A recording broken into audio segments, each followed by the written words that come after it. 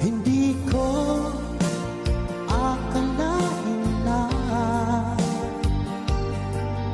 bigyan mo ng halaga ang tulad ko. Lagi kong tanong sa sarili